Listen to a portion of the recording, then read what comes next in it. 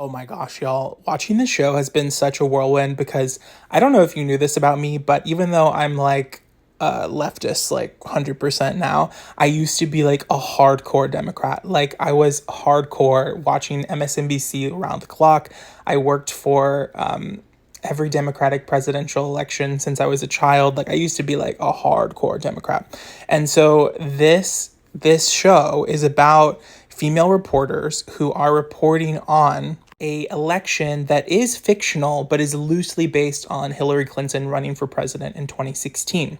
Now, back in 2016, when I was on the ground in New Hampshire working for the New Hampshire Democratic Party, it was actually a really wonderful experience. I got to work with Planned Parenthood. I got to organize so many cool fundraisers for causes that I really care about, like the Human Rights Campaign. But right after that, after the crushing defeat to the Orange Man, me and my friend Maddie, we actually wrote a pilot based on our experience called Ground Game.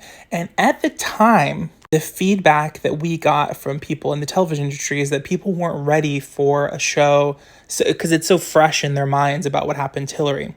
Then in 2018, a New York Times columnist whose name is Amy Chosick, she publishes a book called Chasing Hillary, in which she heavily documents in a really kind of amusing way everything that she did during the Hillary Clinton campaign, both in 2008 and 2016. And she was not liked by the Hillary Clinton campaign. Like this woman faced a lot of pushback from Hillary's like internal kind of like loyalists. And one of the reasons she wasn't liked is because she was very unsparing in the press, and she was like the lead person at the New York Times. And even though I know a lot of us don't like the New York Times, the New York Times is like one of the biggest newspapers on the planet. And during the 2016 election, having a story above the fold, which means on the front page, I know for like a lot of Gen Z people, they're like, people don't even read newspapers, but you know what I mean?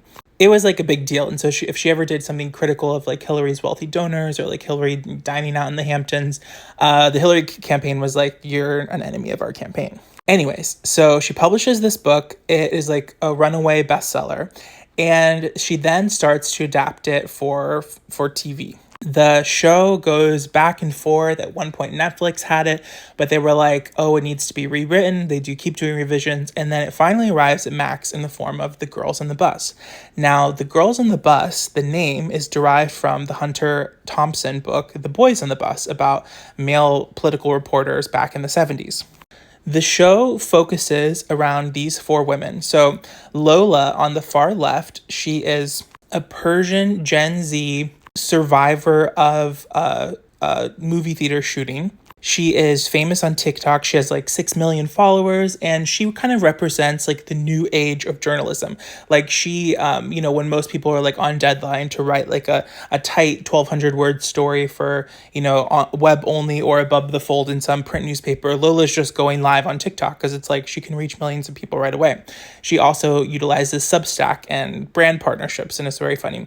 Then Sadie, the girl to Lola's right, is kind of like your stereotypical like New York Times reporter.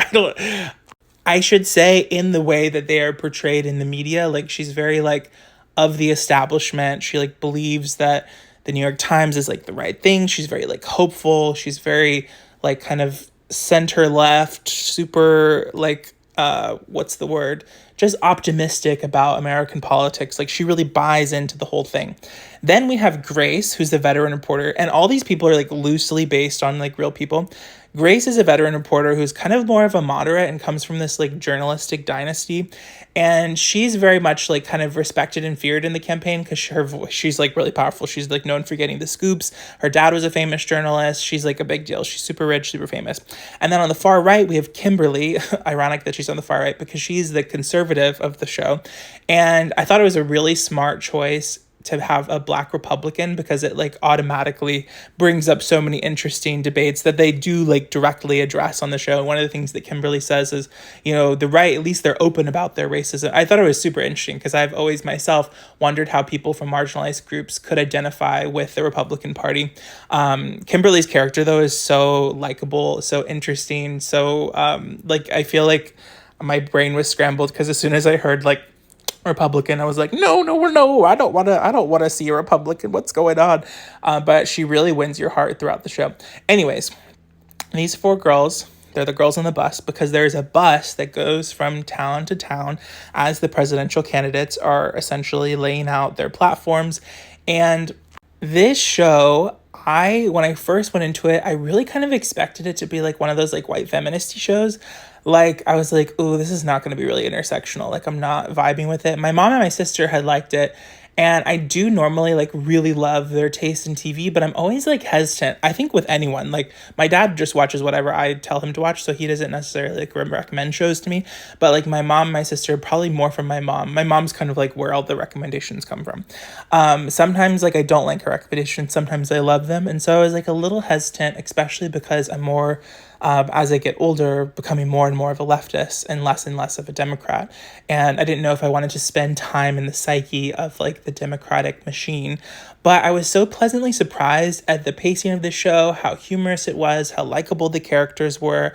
You get like a vindictive Cole Escala. If you're not gay, you probably don't know who Cole Escala is, but he's like a very famous gay comedian doing like this very like menacing karaoke, which is hilarious. You get like interesting dynamics between Grace and her daughter, which I think just makes for like really interesting TV.